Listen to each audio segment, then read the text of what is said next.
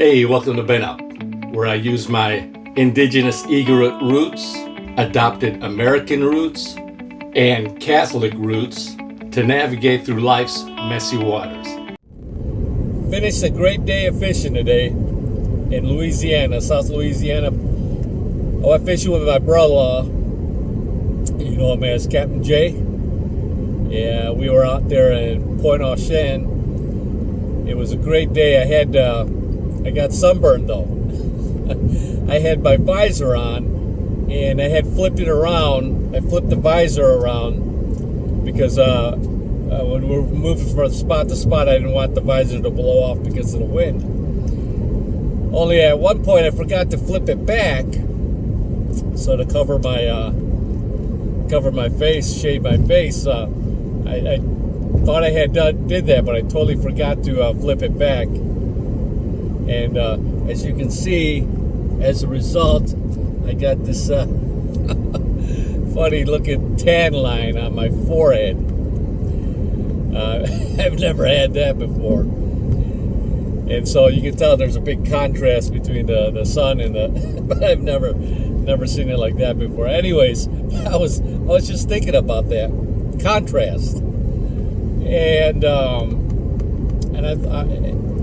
this whole thing, since I've been down here, I've seen different behaviors regarding the wearing of masks down here in Louisiana, and it is mandated down here, unlike before. The last time I was here, actually, last time I was here was just a few weeks ago. So, but prior to that, it wasn't mandated, but now it is. And so, this whole thing called the new norm, right? You all know what the new norm is. And this whole masks and all the social distancing and everything else is part of the new norm. So just the other day, just last night actually, I was talking with my sister, and we're talking about this new norm thing.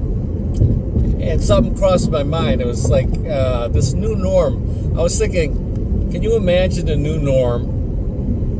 And I don't know how long this will progress, but can you imagine it taking root and say some 10 years down the road or something like that, right? Let's just say the left and leftists succeed in their in all their diabolic plans. And let's just say the new norm becomes the norm, right? And can you imagine some kids talking to their parents and then discovering how things used to be? Can you imagine how that would sound? It would kind of sound like, wow, Mom and Dad, there was a time when you guys didn't have to wear masks all the time. And wow, look at these pictures. All you people, everybody was so close together. There's no social distancing. Wow, look at that. You know, can you imagine that? I hate to even imagine that.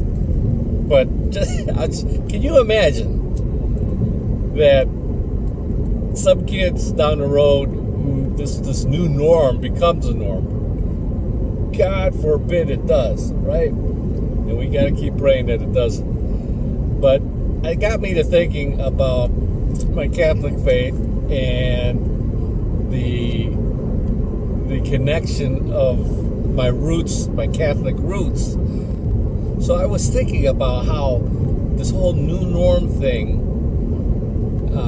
with this whole COVID thing, and then for some reason I started thinking about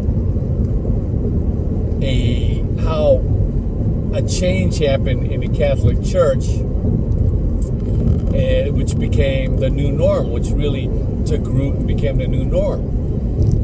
And so, as you know, if you don't know, I connected to my Catholic roots some 5 years ago and started learning so many things about my Catholic faith that I never grew up learning because I wasn't old enough to know what the traditional Latin Mass was and all the things that encompassed it, the sacraments, the prayers, the Catholic, all the different things that Catholics did that was normal before, the 1960s, normal before Vatican II.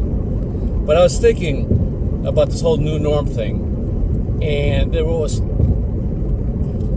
thinking there had to be a point where people, all these changes radically came into the church. I hear stories about how people would say, well, yeah, all of a sudden the nuns came into school and you can see their legs because they wore short, or their skirts were shorter. They had shorter skirts and veil.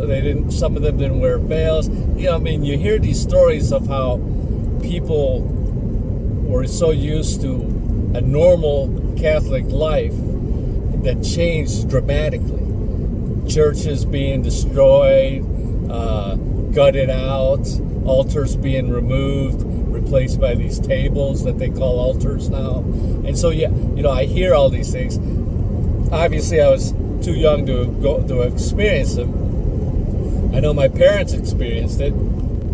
Here I am as an adult discovering these things about my faith. It's like the kid asking his parents, like, wow, you had the pre-COVID days. You could do this and that, and you actually got around and socialized, and you would go see movies, and it's like that. Only here I am learning about things that I was quite frankly deprived of and didn't know of. So what I think about this whole new norm thing is, at one point something happened in the Catholic Church. Well, we know what happened. It was a big infiltration in the church, and the coming out party of that infiltration was Vatican II, and the liturgy changed and everything else. But so after that changed, people are discovering what it meant to be Catholic before all these changes, and something I didn't know. And let me just go down a few things at the top of my head. Well, number one, the Mass, right? Like, wow, there was a time when the Mass was said ad orientem, where the priest faced the altar, when the priest faced east, when the priest faced God, instead of the people. It was about God and not about the people. There was that. But more so than the Mass, because everybody's kind of like wants to talk about the Mass, is the life of a Catholic, the sacramental life. All right. So like before, I never knew. Oh, let me go back to in the beginning when I first connected to my Catholic roots, by first discovering the Latin Mass. In the beginning, I started talking with people and learning things that people were doing. One thing was, I remember I had a friend that I talked to, and something came up, and I think I suggested something about getting a bite to eat, and he said, well, it's Friday, and I don't eat meat. And I had no idea what he was talking about. No Meat Friday. He mentioned No Meat Friday, and I thought, this is not Lent. What's this guy talking about? And eventually I learned about what Catholics always normally used to do, and Friday was supposed to be No Meat Friday.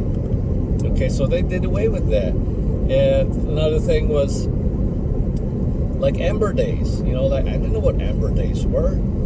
I didn't know about it, but then I learned about what Ember Days were. And in addition to that, there were things like just the sacraments itself. And I learned about the old rite baptisms, how there were exorcisms done back then.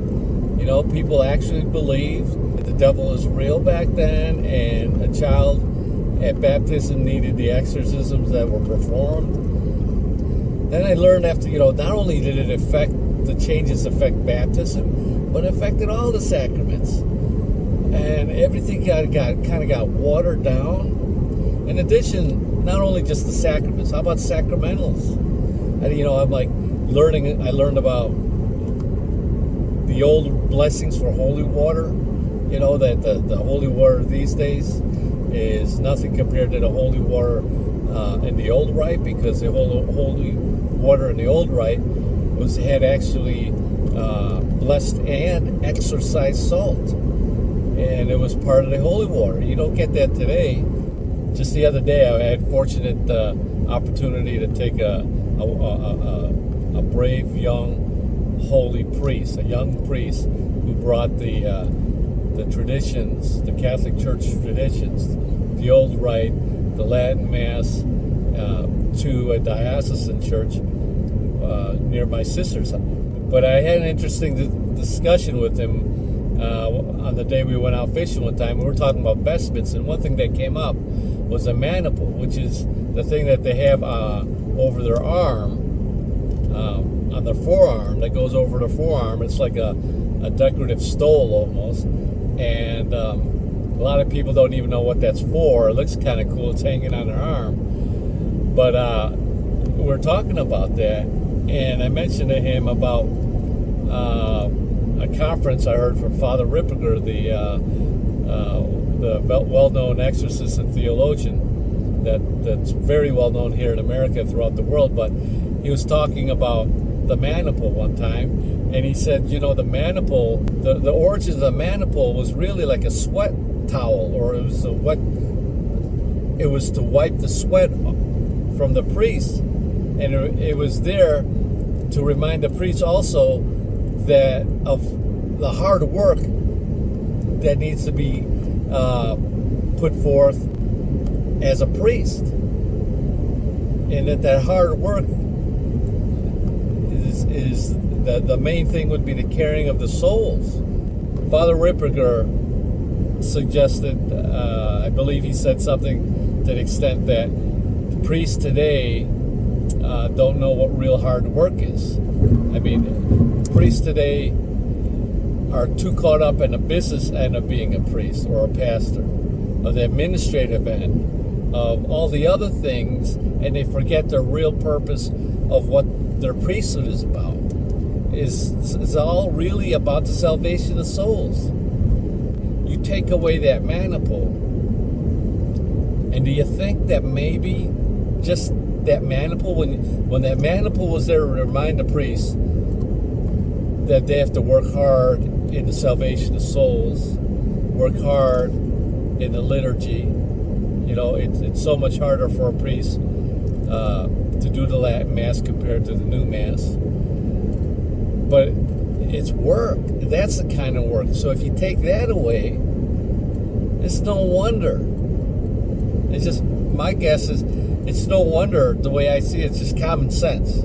Okay, I'm not a theologian, but this common sense tells me, you take something away at one time that reminded a priest this and that, in this case, the salvation of souls, you take a simple vestment, article of vestment away, the maniple, and don't be surprised that down the road, they forget about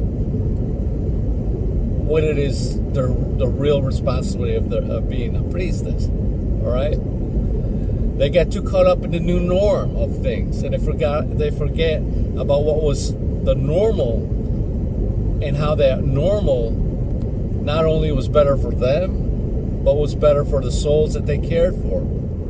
All right, so there's all these changes. At one time, to be normal Catholic had a whole different lifestyle.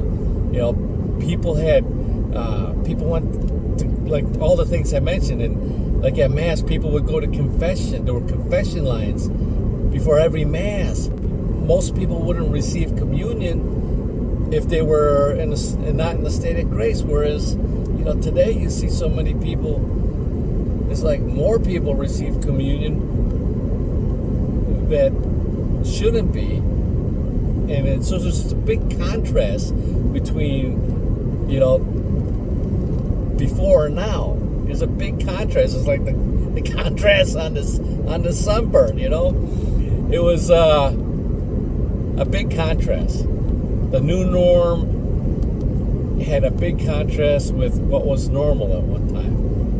For the last 5 years, I've been asking about, regarding my Catholic faith, are all these changes actually better for us? Is it better for me? Is it better for my soul? Is it better for the salvation of souls? So, and I keep going back to the same answer. No. Everybody wants to focus on how things are today. And I've talked to many people who at one time had the Latin Mass when they grew up, had the things that I mentioned, were those were all part of their Catholic life. But if you talk to them today, a lot of them probably in their 70s, 80s. But if you talk to them today, you'll hear a lot of them say, I don't want to go back to that. I don't want to go back to that. It's like that kid with the whole COVID thing. And can you imagine a kid saying, wow, I'd like to go back to that kind of life where everybody could get together in groups and there was the social distancing was not forced upon us, and we can actually shake hands and hug people and kiss them and not have to wear masks. And then can you imagine that parent saying, yeah, but I don't think I want to go back to that. No. No. Been there, done that. I don't want to go back. I'm happy where I'm at now. I ask myself, what are those people who tell me they don't want to go back to the Catholic faith, just the Catholic faith before all these radical changes? Why don't they want to go back to it? And so for 5 years I kept asking myself that. And you know why? Here's what I figure out. I may be wrong, but I really believe if people push back on that, because man, it's tough to be a real authentic Catholic. It's tough because to really be Catholic, to really live a Catholic sacramental life, one can't ignore anymore. Let me just cut to the chase. I think ultimately people will give reasons about why they don't want to go back to the way things were. They're happy now, and they'll give reasons where they feel comfortable about the priest talking to them and things like that. It's much more happier, much more inclusive now, or it's not as strict, and it's all these things that you hear. But deep down, I think if you sort through all of those reasons, you're gonna find out a lot of people. You're gonna find out a lot of people aren't gonna want to go back because, hey, they're not going to be able to have sex whenever they want. Fornication is really looked upon then, and for those who aren't married, it's now there's so many Catholics that are fornicating and living with each other, and people don't say anything to them these days anymore. It's kind of like this kumbaya, let's just not make any waves, we don't care about people's souls, so we don't tell them the things to correct them, and we're not looking out for their souls. For married people, that would mean we just can't commit the marital act whenever. The whole contraception thing, I think that's like the number one deep down thing why people really don't want to go back, because it's not so much the Mass. People say things about the Mass, about how they like it now, but really it's more than the Mass. It's the life of a Catholic. It's the sacramental life of being Catholic. People don't, that means, we're gonna have to go back to a time where contraception was forbidden, and still is, by the way. But we don't want to go back to that. We don't want to go back to no meat Fridays. Are you kidding me? Give up that steak on a Friday night, man. Right? We don't have confession. I mean, I can go down the list of all the things people don't want to go back to. It, really, I think really comes down to the flesh and our sexual passions and desires, and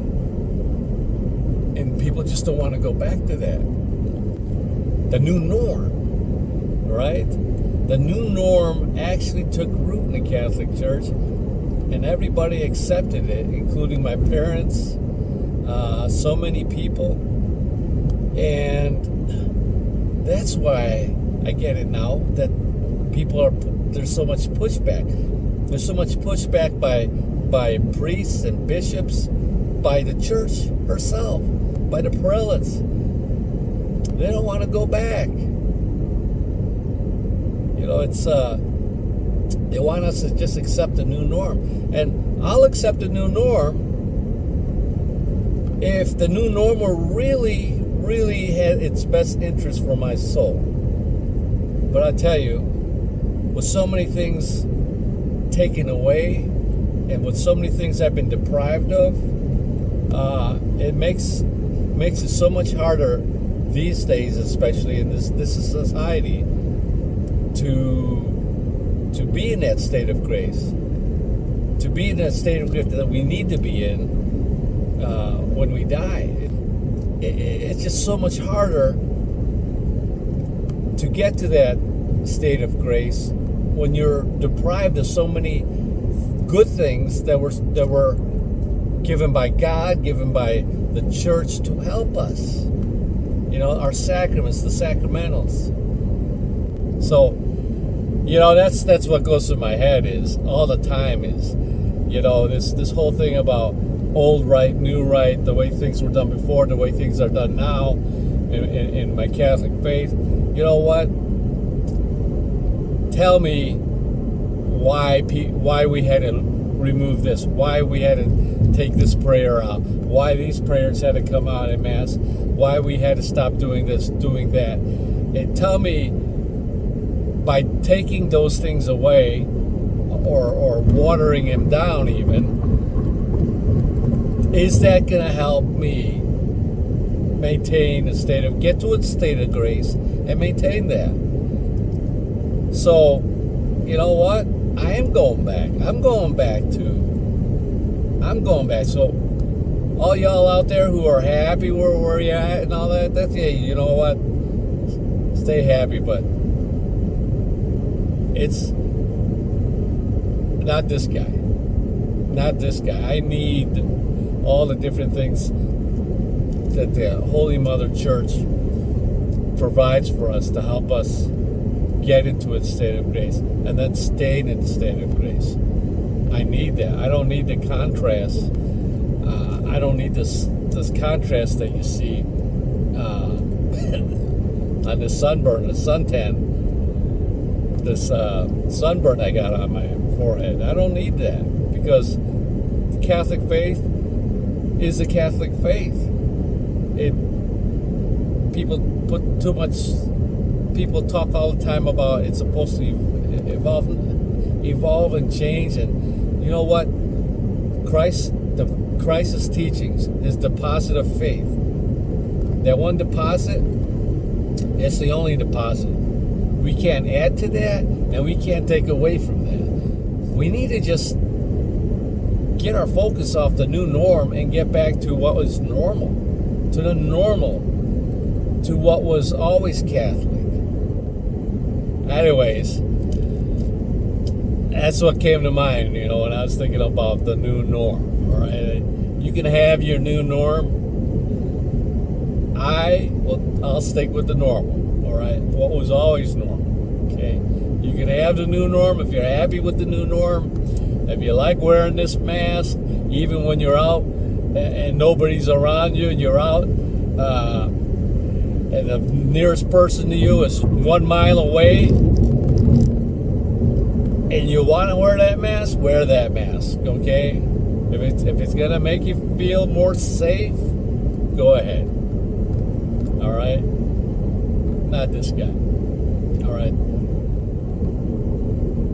All right. So hey, those just my thoughts for the. Those are my thoughts at the moment. Hey, if you like this video, please, share the video. I would be very grateful if you share this video. Like the video, share it. In addition to sharing it, click on the subscribe button. Click on the bell and say notified on future episodes. Until next time, I always say, connect to your roots. Make a Catholic difference. If you're not Catholic, make a good Christian difference. Make a difference. Engage in life's spiritual battles. Don't just man up. Don't just woman up.